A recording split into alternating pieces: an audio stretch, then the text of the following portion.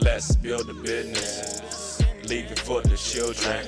They hate the way we live. They don't want to see us with it. Burn down our shit in the 1920s. Let's bring it back today. Let's make Greenwood in every hood, yeah, by 2028. Let's build a business, leave it for the children. They hate the way we live. They don't want to see us with it. Burn down our shit in the 1920s. Let's bring it back today. Let's make Greenwood in every hood, yeah, by 2028. That's because they don't know their talent. So we need to start off raising our children and teaching and letting generations and generations of business go through our course. It has to be generational. Scholar for the people. A wise brother, an engaging brother, a powerful brother, the people's scholar. Oklahoma City, please join me in welcoming our dear brother, Dr. Boyce Watkins.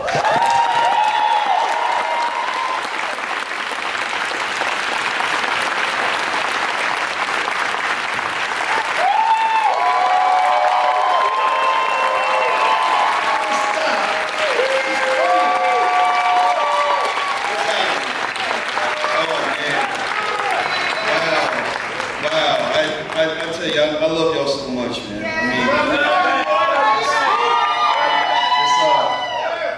Wow, man. Here, I'm scared of getting lynched when I go to places like Oklahoma. At least I got my posse. Now, every now and then I'm gonna do like this. I like to just see you, look you in the eye. And I wanted to start by saying that I'm truly honored and flattered that you even took the time to come out here. You didn't have to do this. The fact that you're here really says something special about who you are, what you believe in, and what you represent. Now, I'm going to get into the more serious stuff, but before I begin, I want to say thank you to those who put on this extraordinary event. I hope you'll clap.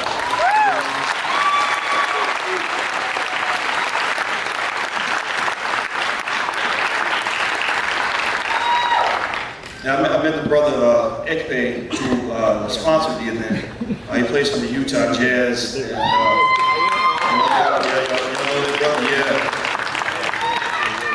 And I'll tell you, I'm pretty skeptical of a lot of what I see in terms of what, some of the way some of the athletes are not necessarily getting the most out of their time, energy, and capability.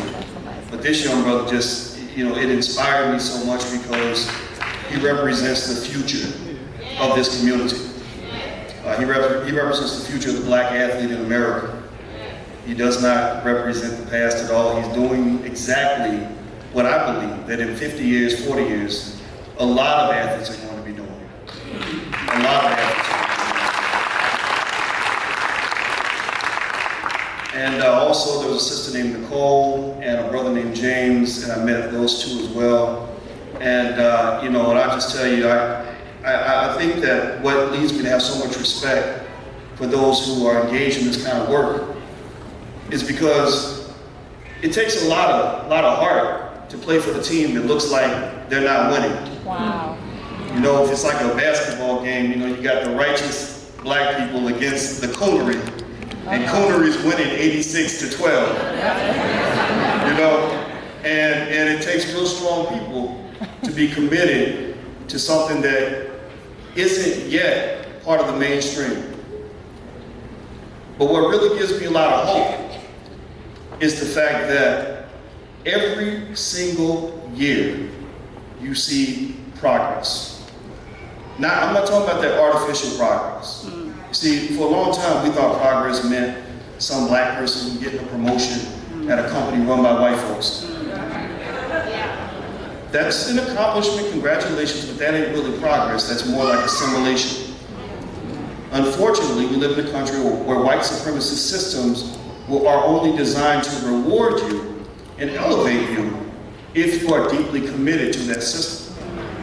When you fight the system tends to spit you out. So when these very same systems are the ones that are creating so many of our black leaders, we have to stop for a second and realize that we've been bamboozled. We're getting fooled every single day. A lot of the folks that you see on TV, a lot of the Negroes in high places are not your friends. They are assets being used by the enemy to keep the masses under control. In fact, if you really want to understand it, I want you to go back and watch the movie The Hunger Games and watch it really closely. Right. And I want you to really analyze it and try to understand the experience of blackness within the context of that film. Or even more directly, you can watch Planet of the Apes. But that's a little bit too much. So black people being monkeys thing, that's kind of hard to digest.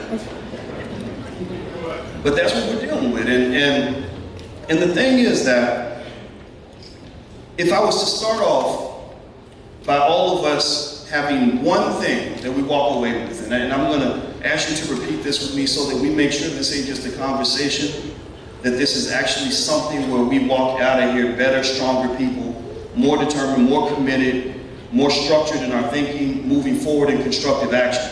If I want to tell you this one thing, it's going to be like this, very basic. 3 basic tenets. Black people, we must learn how to create our own jobs. Yep. We must learn how to educate our own children. Yep. We must be determined to support black businesses.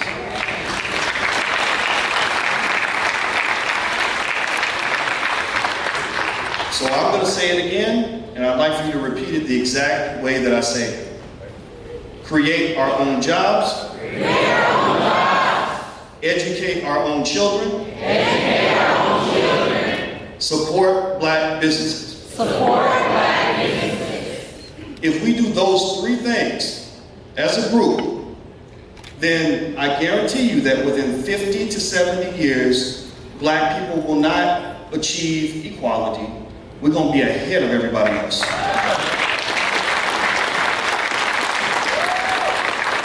Because I don't know about y'all, but I really honestly don't really give a fuck about equality. I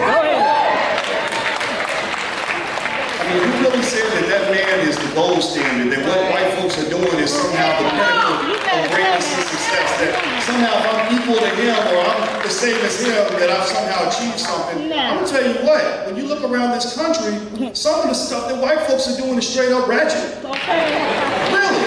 I mean, do you really want to make yourself into a clone of somebody else? Or do you want to be the great person that God intended for you to be? I mean, think about this, really, for real, this is serious. This is serious. You're the descendants of the survivors of the Middle Passage. You are among the greatest human beings to ever walk the face of this earth. So it's an insult for us to spend our lives seeking false hope like equality and inclusion and all these other silly little terms they came up with. I ain't chasing none of that. I'm not begging you to include me in nothing you got going on. You're going to be begging me to include you in what we got going on. Because you cannot spend your whole life sitting outside some other man's house, banging on the door with your hand in your hand, begging him to let you in. You can build a house too. You can build businesses too. There ain't nothing nobody else can do for you that you can't do for yourself. So as we move forward, we have to start thinking about how the game is played. When you play the game by chasing something like equality, what you're doing is you're starting off with deficit thinking. That's right. You're starting off by presuming that you're in last place and that the best you can hope for is to catch up with somebody else. What that is that is a non-competitive frame of mind. I bet if I talk to my brother Ekpe about playing basketball in the NBA, I don't think that their goal is to simply tie the game. They don't say, well, we're hoping that we equal the score of the other team. They don't say that. They're trying to win. The other thing that's really important for black folks to understand is you have to sort of think about this. I want you to process this. A lot of times we are a little too sensitive about whether or not other people like us. Right. We see ourselves through the eyes of other people, which gives them a huge amount of power over how you see yourself. And you cannot enter into a competitive situation when your goal is to simply get the approval of your competitor. It doesn't work. I can't challenge white supremacy when I'm begging the white man to tell me that I'm a good person. I can't do that. It won't work. I can't really challenge white supremacy when I'm begging him for a job. It's very difficult to do that. So think about this though. Imagine, go back to the basketball analogy. Imagine if you go on the court and you're playing against the other team, and you say to your teammates, well, every time we score a point, they get mad. They gonna always be mad at us. That ain't fair. That ain't right. They talking about us because every time we score points, they don't cheer. They just get mad. They start cheating. Well, of course they're gonna do that. You will never ever compete for something that is valuable, that somebody else wants, and have the opponent cheer for you when you achieve your goal. The only time your opponent will cheer for you, the only time your opponent will cheer you along and help you out and give you points is if you are so far behind in the game that they feel sorry for you. So the problem for us as black people is that unfortunately we've been trained, and Dr. Claude Anderson talks about this, I ain't the first one, he talks about it in the book Black Labor, White Wealth. We have been trained for 400 years to be incredibly uncompetitive. It ain't your fault. It ain't your fault. They put this, they have this in documents, in doctrine. It says the goal is to train the Negro to be a reliable worker and uncompetitive with the white man. We want them to be good, but we don't want them competing with us. And then when the slaves were freed, even the people in the North, who we think were our friends, said, no, we don't want the niggas up here because they're going to take our jobs. They're going to compete for our jobs. That's why Dr. King's most unsuccessful march ever wasn't in the South. It wasn't in Alabama or Mississippi. It was in Chicago. Because they didn't want you competing. So what you have to understand is that when you really are competitive, now think about this, when you really get to the point where you're truly competitive, that's when they're going to hate you the most. They're going to undermine you, they're going to fight you, they're going to talk bad about you, they're going to try to cripple you in every way imaginable, because I guarantee you that when an NFL or NBA team tries to win the championship, the other team does whatever they can to stop them from winning. The other team will never congratulate you for hoisting up the trophy that they thought belonged to them. Now let me give you a little background to kind of tell you how I got to be as weird as I am. I lose a lot of friends. I lose friends every day because of just, when I was little, my mother used to say, boy, your mouth is either going to make you great or get you killed. I'm curious to see which one. When I went to college, I remember I wasn't really I wasn't meant to go to college. I had to go. My father put me out of the house because he's one of those old school black men. He believes when you're 18, you're a man, you go take care of yourself. So he said, either get a job, go to the military, or go to college. I don't care what you do, but you ain't living here. Unfortunately, we live in the age of the sissy boy. So I'm sure my father would have got locked up for abuse in today's world. But I thank God that he taught me to not be a little punk. Too many of our men never get that, and I feel sorry for them. And so I went off to college, and I wasn't really prepared. I didn't really think I was college material. Like a lot of black boys, I had been placed in special education, kind of told that I wasn't as smart as the other kids and all that stuff. That's why if you have a son who's going through that, you can't give up on him. You gotta be that parent that fights for your child. You have to. So I got to college, and the reason that I decided to suddenly take up this academic thing is I was a terrible student. I literally, when I say terrible, I mean terrible. I didn't make a single A in anything all the way through school. I think I made a couple of B's. Usually I get C's, D's, and F's in every report card. And but I went to college because I had this baby coming, and I had sex in high school. It was my first time. I guess I got happy, and she ended up pregnant. And so I was thinking, how am I going to take care of this baby? I was mortified. I mean, I didn't know what I was going to do. And I didn't really know what I wanted to do in my life. I just knew I didn't want to be broke, and I didn't want to get punked. I didn't like being told what to do every day. I didn't like being disrespected. So I figured education would be a good way to do that. So I remember trying to figure out, how do you study in school? And I didn't really know how to study, but I knew sports. I played sports all through school. Like a lot of young black boys, I was fed that lie, that illusion that sports is your way out, sports is your pathway to success. Well, we know that's a lie. Most of the athletes I know who are very talented, never make a penny playing sports. So we know a lot of that's a dead end for most people. And so it was a dead end for me for a while. But one good thing about sports that I did learn was sports taught me about the importance of setting goals and working hard for your goal. And sports also taught me that if you want to achieve something, you work for it consistently. It also taught me that if you want to do better than the next man, you got to work harder than him. So when I would go study, I didn't like studying. I couldn't even read for more than 5 minutes at a time because it just bored me. But I would just think of it like practice, you know. So my friends would say, "You going to study?" I'd be like, "No, man, I'm going to practice." And I remember trying to figure out, you know, how long do you have to study in order to make good grades? And so I figured, I worked at Taco Bell and I worked, 8, 9, 10 hours a day. So if I work 8 or 9 hours a day for Taco Bell, I can study for 5 hours a day.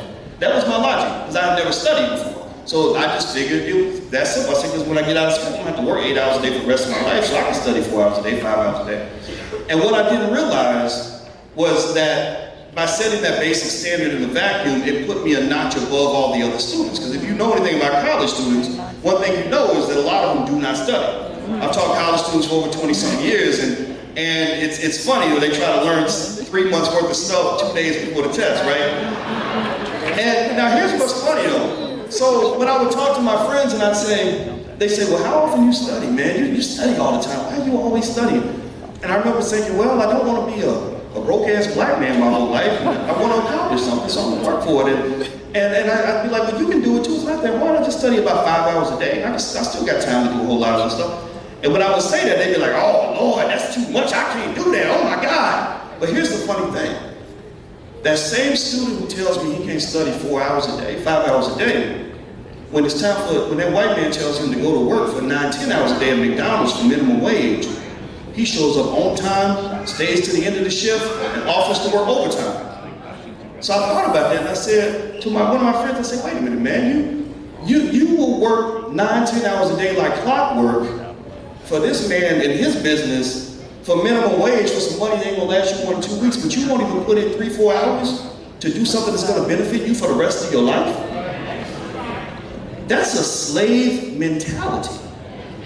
When you can only work hard when somebody tells you what to do, but you can't work hard for yourself.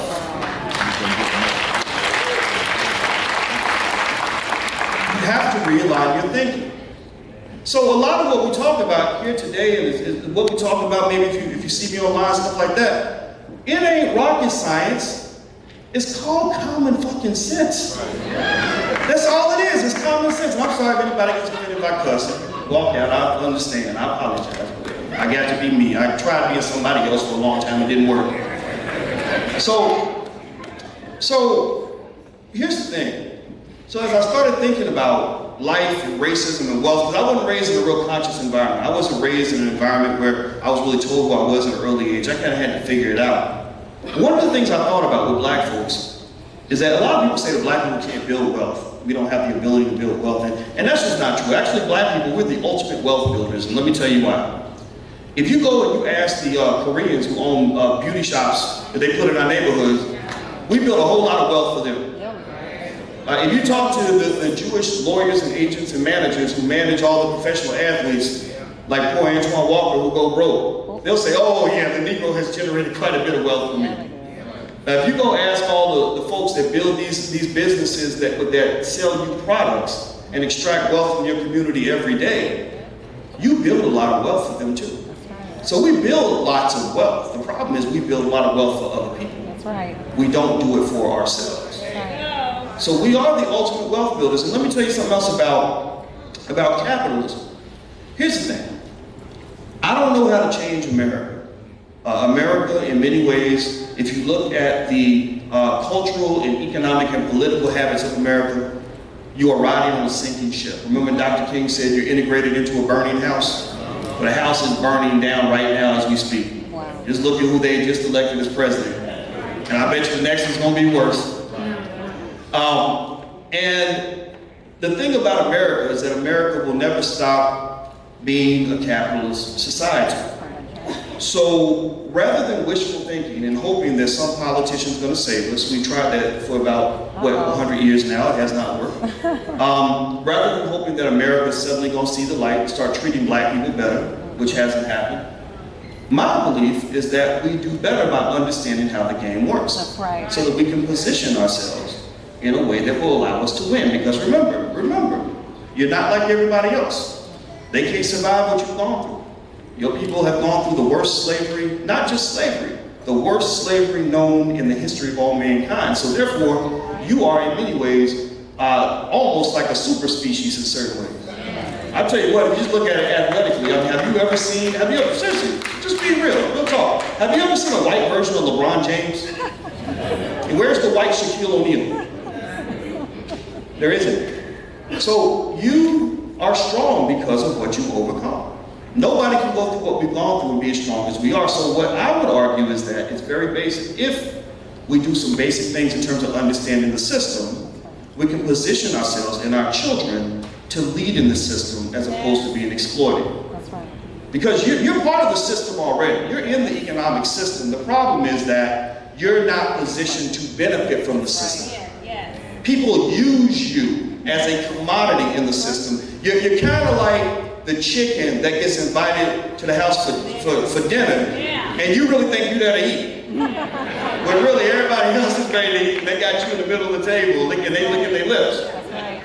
Because there are countless numbers of ways that other people make money from black folks. You can start with something as basic as the NCAA, where we give away about $1 billion a year from unpaid college athletes. Let's go to the prison system, where we give probably $3-4 billion a year away from all the money they make from the slave labor, from incarceration. You can go deeper and keep going and going and going. Now, here's the thing about capitalism. I'm gonna make it real simple for you so you understand this. It's very basic, it'll make perfect sense. Capitalism in America is what I would call a horse and jockey system. There are some people that raise their children to be the jockeys, and some people raise their kids to be the horses that carry the jockeys. Now you think about a horse race, the horse does all the work, but the jockey gets all the praise, all the money. The jockey's the one standing in the winner's circle. So what do I mean by that when I say that capitalism is a horse and jockey system? Well, if I am a landlord and I own property and I rent property to you, and you've been convinced somehow that you can't afford to buy a house, but here's what's so funny. If you pay me $800 to $1,000 a month in rent, and you do that for 20 years, you bought me at least one house and maybe two. If I take that money and I invest it, I can buy property, I can buy businesses, I can do all kinds of stuff, and you've got nothing to show for it. So when we both die, my children are getting land, they're getting property, they're getting stocks, they're getting bonds, all that you donated to them. That's right. Your children start over from ground zero. I was the jockey, and you were the horse. Let's go to businesses. If I own a business, and you work for me, and you've only been trained to be an employee, you've never been trained to own anything, then you're going to work up until the day you die. You'll die at your desk, and I'll replace you within a week as if you were never there. All the while, my company will grow, and I will have wealth. I heard a joke one time that really had me cracking up. There was this guy. So if I mess up the joke, just laugh anyway, pretend like it's funny. Nice new Ferrari, and his employee pulls up, a little Toyota Camry, and he looks, he says, "Wow, boss, that's a nice car you got there." And the boss kind of says, "Yeah, well, Tyrone, I'll tell you what, if you work hard and stay focused and keep pursuing your goals and pushing hard, then in 5 years, I'll be able to get an even nicer car than the one I have already." Again, horse, jockey. In fact, if you look at the way people are educated in their homes, in public schools, and in universities, you will notice that at most state universities in business school, they teach the students how to become good employees. When you go to the Ivy League, they are teaching them how to be good owners and how to hire other people and use their labor to accomplish their goals. I bet you anything, Donald Trump's son is named Barron. And I paid attention to that name. I said, wow, names are powerful. Yes, they are. Names mean a lot. When you name your son king or queen, That affects the subconscious. Any psychologist will tell you that. That's why it's statistically proven that people who are named like Dennis and Denise are more likely to become dentists. And they don't even know why, but it's been proven. So his son is named Baron, which is pretty much saying you are royalty from birth. That's right. I bet you that Trump and Barron never have any conversations about Barron growing up and working for other people. No. I bet that doesn't even hit the table. But if you go into a lot of our families, what's the first thing you hear when somebody says, I need some money? Boy, you better go get a job. You need to go get a job. Now, I'm not making fun of people that have jobs. There's pride and dignity in work. No disrespect at all. There's no reason to be ashamed if you are a hard worker. But here's what we need to shift right now today. The conversation about wealth that you have with your children should not start and end with you need to go get a job. Right. Getting a job should be at the bottom of the list among all the options that your child has in order to become economically successful. Because I'm going to tell you another secret about this movement. This is what I would call the Black Economic Empowerment Movement. You are part of something that is so special that I have no doubt in my mind that in 250 years they will be talking about what you did in 2017. I swear to God, I swear that's going to happen. So one of the things you must understand, here's a secret to this movement. It ain't about you. And you're not going to see the results of 95% of what we're doing right now. That's right. It's going to happen with our children and our grandchildren. They're the ones who are going to change the game. Because one other thing about wealth that you have to understand is that wealth is not a sprint, it is a marathon. Most people don't get rich quickly, they get rich slowly. Also, wealth is not a solo race, it is a relay race.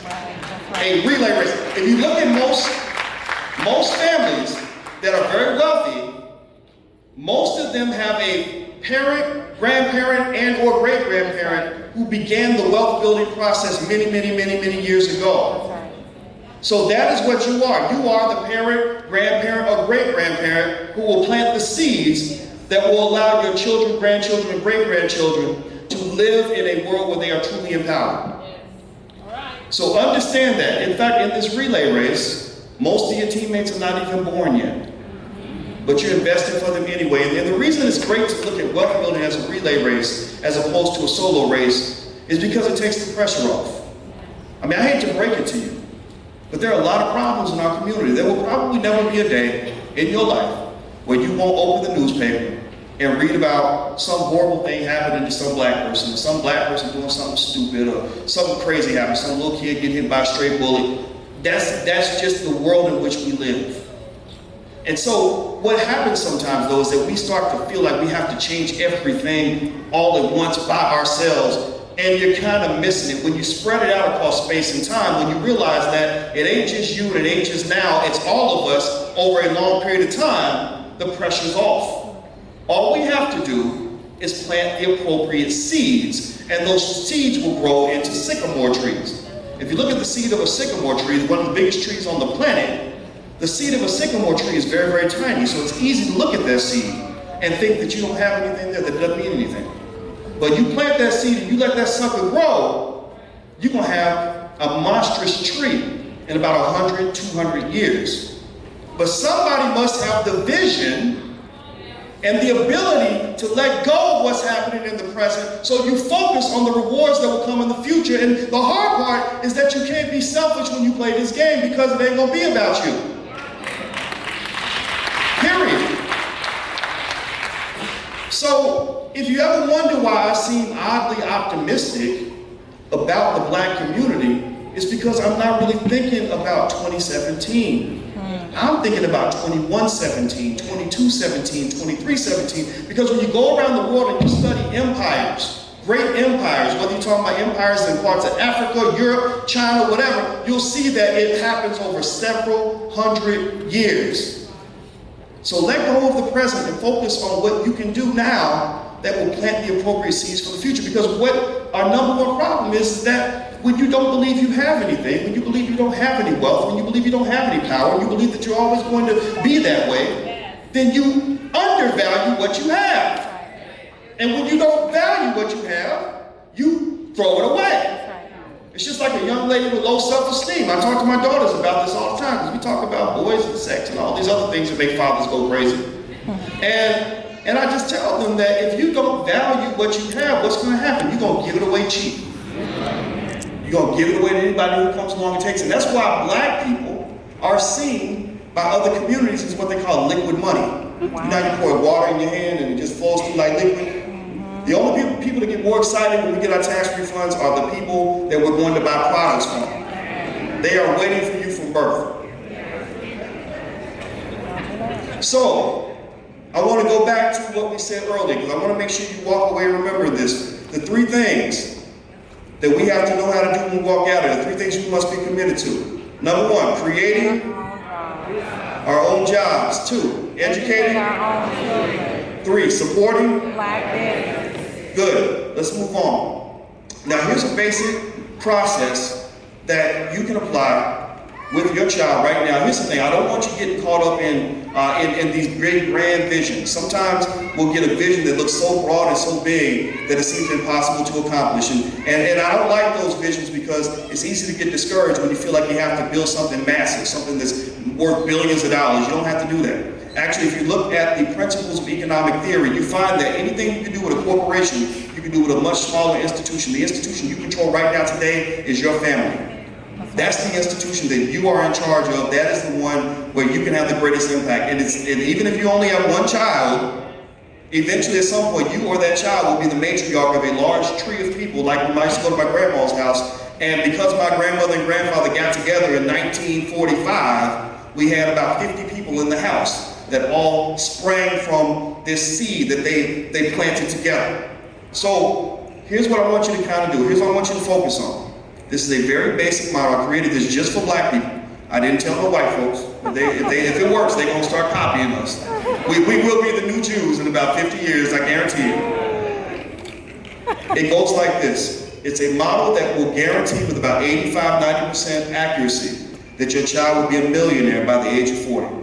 Very basic model. It's the acronym KID, K-I-D. KID stands for knowledge, investment, discipline.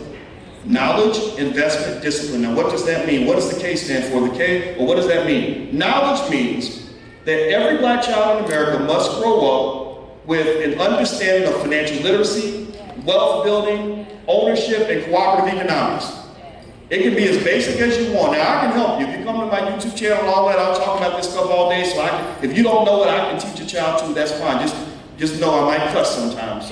But believe me, ain't nothing I'm saying that your kids ain't here in school anyway. Okay. But every child must get that basic knowledge. Now here's the interesting thing. You don't have to be an expert to do any of this. I met a guy who was 31 years old. He was a multi-millionaire. And he got there because he was a great entrepreneur. And he didn't get there by playing the sport or getting a record deal. That's the false illusion that you're fed through media. In fact, when I think about it, about 95% of the great athletes I know never make a penny playing sports. But about 95% of the great entrepreneurs I know are millionaires.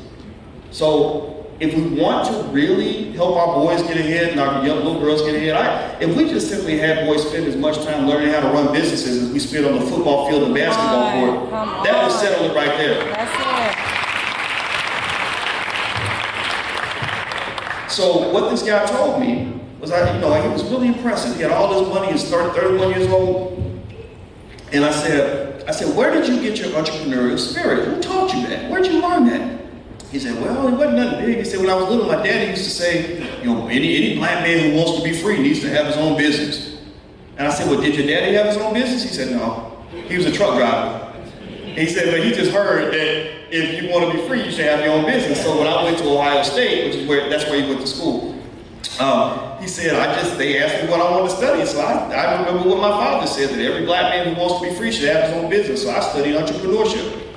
See, what will happen is with kids, they'll fill in the blanks. That's right. Like a lot of what I did in terms of finance started when I was little. My grandmother used to buy me savings bonds for Christmas. She didn't buy me toys and sneakers and all that. She bought me these savings bonds. And I would look at the savings bond and it would have 50 on it or whatever. And I would be like, well, is this $50? Like this don't look like a check. It don't look like cash. I don't know what it is. And I was telling Ekpe this story earlier, and it's true. And she explained to me that she bought it for 25 and it was going to be worth 50 after it matures. And that was my first exposure to compound interest. This idea that simply by planting your money and by investing it in a certain way, your money's naturally going to grow. And it also made me think years later, I remember Albert Einstein actually said, compound interest is the strongest force in the universe. Because he was stunned by how much your money can grow just by investing it consistently over a long period of time. And so when my grandmother showed me this, that's what led to me being curious about how people make money without having to work. Because I didn't really want to work. I wanted to stay home. And so those little things can give your children the knowledge. You know, think about this. If I ask a child, if I say, so when was the first time your mama took you to church? Most kids don't know. They don't know. Well, my mama just took me to church when I was a baby, so I don't even know the first time I went to church. Well, I think that the same thing can be true when you say, well, when's the first time your parents ever talked to you about owning your own business?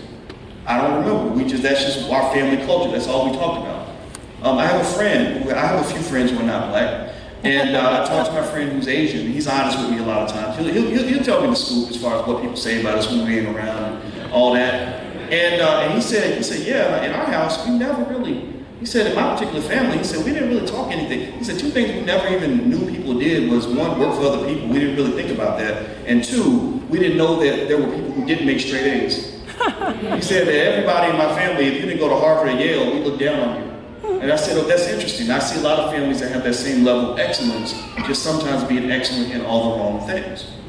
Like you see the little viral video on the internet with some little 3-year-old who suddenly, for some reason, knows how to twerk really well. You know, stuff like that. That's genius. That's what genius looks like.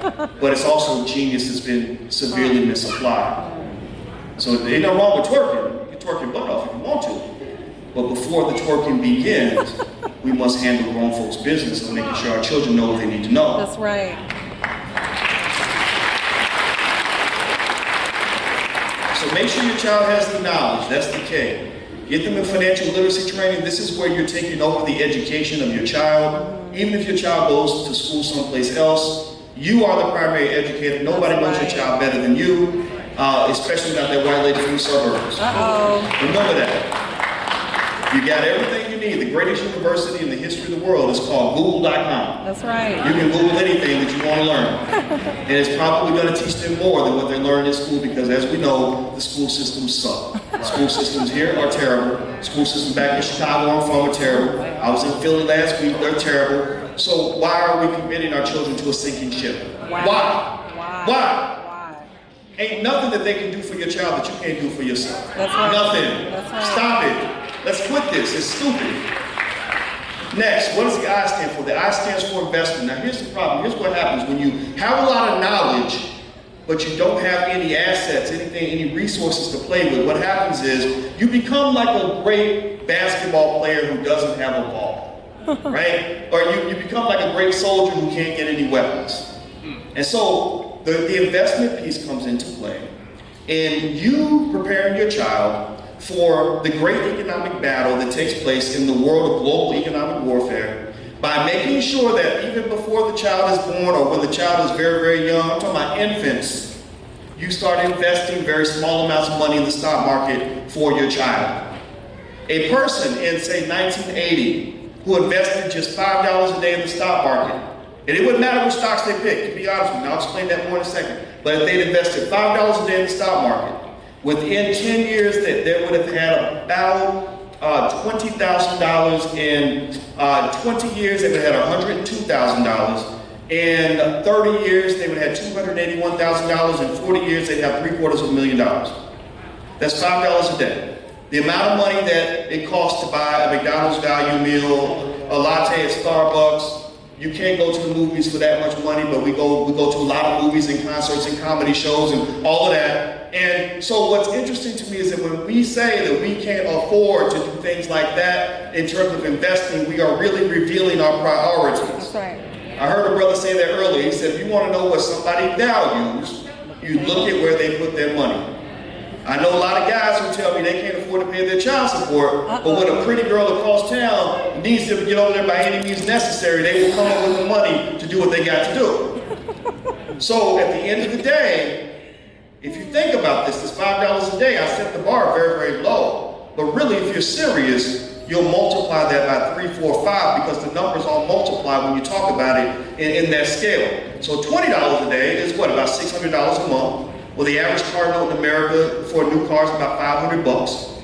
So I would imagine that your children are worth more than a car note. Wow. So you do that, you multiply that number by 4, then that $750,000 at the age of 40 grows into about $3 million. You're no longer poor. You're no longer a victim. You're no longer trapped. And the reason that's very, very important is because you have to think about the fact that so many people feel like they are slaves. And the reason you feel like you're a slave is because you probably are. What does that mean? I'm not talking about being on the plantation with massa and getting whipped and all the horrible things that happen on the plantation. Slavery pretty much just means that you lack the freedom to do what you want to do. That's right. So freedom and slavery, if you look at it, it's like a continuum. It's not an on-off switch. It's not like either you're free or you're a slave. You're usually somewhere on the spectrum. If you look at freedom on this end and slavery on the other, most of us are somewhere along this continuum. So why do you feel enslaved? Why do you feel trapped? You ask me, why do you feel trapped? Well, because I need to go to work every day. Why do you go to that job if they treat you like that? Well, because I need the job. Well, why do you need the job? Well, because I got to pay my rent. Well, why are you stuck like that? Well, because I don't have any savings. I don't have any investments. I don't have any other streams of income. So effectively, you walk right into a trap that was built for you at birth. And the reason that you walked into that trap in many cases is because you're letting these white supremacist systems educate you and educate your children. You're letting media educate you on what your buying habits should be. You get a whole lot of people. I watched a video the other day that was literally made by black people. It was crazy, but it was called How to Sell to the Negro. Anybody see that video on YouTube? Watch that video after we get done. I want you to get on YouTube, watch that video, find the 40-minute version, watch it to the end because it's entirely true. It was made in 1954 by the people who founded Ebony magazine, which is actually about to go bankrupt, by the way. They're struggling because they didn't innovate. Their business didn't innovate. I love Ebony. They're right there in Chicago, but they just didn't adjust. That's why they may not make it. And basically what they were doing was they were trying to get white corporations to advertise in their magazines, so they made this video on how to sell to the Negro. And so in the video, they're like, I think they said things like, well, the Negro cares about status, and he cares about recognition. And it's probably because he's not been recognized by anyone. So if you give the Negro status, he'll spend money with you. And he cares what his friends think. So he'll buy luxury items just to impress his friends. They literally said all that because they understood very accurately, very intelligently that most purchasing is unconscious. It's done with the subconscious. So they want you to spend your money in an unconscious, subconscious way, the same way that a rapist might want you unconscious so he can victimize you. The difference is they're just doing it financially. So the word consciousness has multiple meanings in the black community. Wow. Conscious about how you spend your money for yourself. Conscious about where you spend your money. Do you just give it to the first person who asks for it, or do you consciously say, no, I think I want to buy from a black person? Conscious about who you are as a person, owning equity in who you are. And that's why I take deep offense when people criticize and attack and want to vilify the conscious community, because I say, wait a minute, every black person should be conscious. Maybe not, maybe you don't, maybe it doesn't mean a dashiki and an afro and a black fist and black power and all that. It can mean whatever you want it to mean, but everybody should be conscious. Why would we want to be unconscious? That doesn't make any sense. So, let's go back to the kid model, knowledge, investment, discipline. So when you make the investments for your child, what you're doing is you're preparing them to not just know the strategy of the economic game, you're giving them something to work with and to play with. So by the time they're 20, 30 years old, they've got well over $100,000, maybe $200,000 or $300,000 that has been prepared for them so that when they have that business idea, they can quit their job and go work on their business. That's right. When they want to go buy a home, they don't sit around saying, I would buy a house, but I can't get $10,000. They won't have the $1 billion idea for a business and not be able to pursue it because they can't get $5,000 because everybody around them is trifling. See, you got to understand, in order to grow economic empires, you must have fertile economic soil. That means you must have family members. We must become the family members that are extremely supportive of other family members when they want to build their economic knowledge. I mean, really, think about this. I mean, anybody anybody come from a family where you get a job and they want to hold a party and pop bottles and everybody's congratulating you and they're so happy, but then when you tell them you start your own business, they kind of look at you like they feel sorry for you. Like, oh, it's okay. Somebody will want you one day. Yeah. Right? And then what happens is when you go and you start the business anyway, and nobody supports, but believe me, when you start making money, they're going to come start borrowing money from you, right? But nobody supports, nobody thinks to buy anything, nobody thinks to come and give you some free labor, maybe go tell their friends. Nobody's thinking, they just tell to watch you to see if you succeed or fail. Some of them might be secretly hoping that you fail. And it really sort of bothers me in terms of thinking about, what kind of culture do we have? And then there's, as you go deeper, you have what I call the subtle disrespect, like the slick sneak distance, where somebody will literally, any entrepreneurs in here? Any entrepreneurs? Do you have those relatives who have no clue what you do because you ain't working and they just think that you're just sitting there doing nothing? Tommy. Like and then that they'll do is they might say, well, since you ain't working, can you go pick up the kids and drop off the laundry? And anybody go through that, or am I the only one with trifling relatives? For real. I mean, it's insane to me. I literally did not have relatives that understood what I did until I started making money and I was on TV. Suddenly. Then suddenly everybody's like, well, how did you do that? How can I do that too? Can I go work for you? Can I borrow some money? And we talked about this morning breakfast, remember that? Named Burton Malkiel, who wrote a book in 1971 called A Random Walk Down Wall Street. He won the Nobel Prize for this. And what he wanted to do was prove a theory that's called the efficient markets hypothesis. I'm just telling you the name so you'll know it, but don't worry about that part. And what he did was this. He wanted to prove that anybody could invest in the stock market and build wealth. So what he did was he got a bunch of monkeys and he taught them how to pick stocks. And he didn't want the monkeys to really even know what stock they were picking, so he put blindfolds on the monkeys. And the monkeys threw darts at a wall. And so wherever the dart landed, that was the stock that they picked. So if the dart landed on IBM, they would buy shares of IBM. If they landed on Xerox, they buy shares of Xerox. Whatever it was. So they got this whole big group of stocks that the monkeys picked. And then what they did was they didn't do anything else. They never sold them. They just sort of held the stocks. And the monkeys went off and ate bananas, whatever monkeys do. And what they did was they compared the amount of money that the monkeys made to the best and smartest experts on Wall Street. And you know what happened? The monkeys beat the experts 50% of the time. They repeated the experiment several times. Half the time the monkeys would win, half the time the experts would win. It was usually neck and neck. What does that say? What it says is that the biggest mistake you can make when it comes to investing in the stock market is not picking the wrong stock, it's not investing at all. When you don't invest at all, what you're doing is you are putting yourself in as the horse in the horse and jockey game. You are nothing but a consumer. You're not an owner in America. All you're doing, but you're fueling the owners by buying consumer products and not getting anything back. So ain't nothing wrong with going to the store and buying a pair of Jordans every 6 months if that's what you want to do. But you should supplement the Jordans by buying some shares of Nike stock so that you too can be an owner in that wealth building process. So if anybody tries to tell you the stock market's the devil, it's impossible, it's too hard, you gotta be super smart, you gotta have a bunch of money, that is not true. I teach my students how to start investing in the stock market with $5 in 5 minutes. And the reason it's important is because when you look at that gap, you know that wealth gap that the politicians tell us there's nothing we can do about it unless we vote for Hillary or Trump, whoever they tell you, right? That wealth gap, most of that gap is actually defined by participation in the stock market.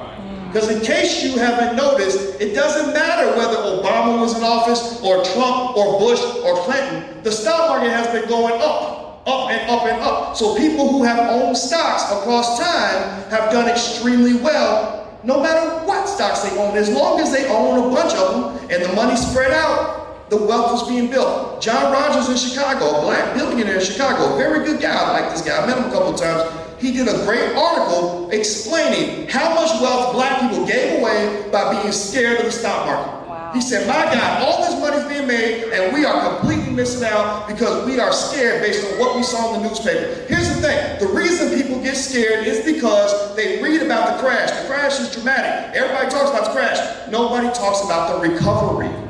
Nobody talks about the fact that there's never been a stock market crash in the history of this country where the prices didn't come back up. So families like the Kennedys built their wealth during the Great Depression because they bought where everything was cheap. There are people building wealth by buying homes in Detroit because they're buying the homes while they cost $5,000 a piece. So what you got to do is understand that that long-term thinking is how you build empires. Think long-term. That's all I want to say. That's pretty much it. And like I said earlier, there ain't nobody greater than us. They've pulled out every trick in the book that they can come up with, and we always figure it out, and we always outsmart. And you and your children will be the ones who create the jobs for those who are not yet ready to get on board. So I want you to get up and match the energy. Understand this, everything's about energy. And this is the last thing I'll say, and then I'll be done. If you think about the universe, and energy in the universe, if you go out and you look at a planet, and you see the planet's relationship with the sun. The sun does not revolve around the planet. The planet revolves around the sun. Well, why is that? Well, it's because the sun has more energy. And the sun ain't revolving around nobody. So when you go out here in this world and you walk out of this room and everybody ain't on board with what you're thinking, you have a choice. You can either be the planet or you can be the sun. It all comes down to energy. So I want you to carry your energy, carry your belief, carry your faith in your community, and have so much energy that ain't nothing gonna stop you, that they have no choice but to revolve around you because you're never gonna give up on your people. Thank you very much. I thought this was an excellent event. I'm very impressed by the turnout, which lets us know that Oklahoma City residents and the Black community in particular have a sincere interest in Black economics, and we're thirsting for ways to do more. The panel was absolutely amazing. It was very thought-provoking information, and I think that it's a start of potentially something great. And we just have to continue to get better, continue to have dialogue as a people, and support Black businesses. I'm a Black business owner. I have a partner that's over there, don't want to really see on camera. Say hi, Devin. Hello, everybody. I'm Devin. We're with King 2040, but we also have a literacy program, Oklahoma Youth Literacy Program, and I love the event. It was very informative. My only thing is I don't want us just as African Americans to talk about what we do. I want us to be about it. We have a literacy program that's been on the east side of Oklahoma for the past 4 years, and there's very few African Americans that get involved. Ekpe Udoh is one of them that's been involved for over a year and a half. So you guys be just like him, the person that put on this event, and come out and support the Oklahoma Youth Literacy Program, and then shop with King 2040. It's business. It is a Black business, and it is in Penn Square Mall. Thank you. Thank you. We need more of this, especially here in Oklahoma. We need more people empowering each other. Boy, man, Dr. Boyce Watkins hit it on the nail. He was great telling us what we need to do. Now, you get ready to get on the plane, leaving us. Now, y'all need to come down to Black Wall Street. We're going to show you how to get your stock market account open. All it costs is $6. Start a broker account. We're going to have you teach you how to buy shares. We'll get you the right books, the right information. I want y'all to come down there to the Black Wall Street and talk to our President, Randy Walter, and let him make you a millionaire. Come join us at the new Black Wall Street Marketplace. Thank you, Dr. Boyce Watkins. You was great. What I enjoyed about tonight is it really reconfirmed for me some things that I had started doing financially with my kids, like buying them stocks at the holidays. And my husband, I kind of fell off, and it just reminded me that we need to get back in the game. I'm motivated, I'm intrigued. I want to invest in not only my children more, but also the community children. Right. So although I'm not naturally their mother, the students who are in Oklahoma City, specifically Northeast Oklahoma City, we have a moral and social responsibility to teach them and educate them about us. Right. So I had a great time. Absolutely. Great event, man. I learned a lot tonight, man. Dr. Boyce, just like I listened to him on the internet, but to see him tonight and to hear him, oh man, it's priceless. So you missed a good thing tonight. You should have been here. So the next time they have something, make sure you're there, because this is a movement. This is a Black empowered movement, and you need to be part of that movement. You need to be there. Come on out. We're just so blessed to be here and be be a part of this financial literacy. And we're just a great experience to come here and get this knowledge and information and be a confirmation, you know, for what it is that we're pursuing here in beautiful Oklahoma, and just hoping that the information that was transferred to us, we can go out here and apply that in an actionable way. So if you didn't get to see it, I think you missed it. Hey, what's good? I'm Gregory II. I'm a poet, entrepreneur, hip-hop artist, revolutionary. I'm from Oklahoma City, born and raised. I want y'all to make sure y'all come out next week at that Poetry and Chill event. We got some dope artists. It's at the new Black Wall Street Marketplace on Wolf East 23rd. Make sure y'all come through, check us out. Good vibes, black love, black empowerment, black people.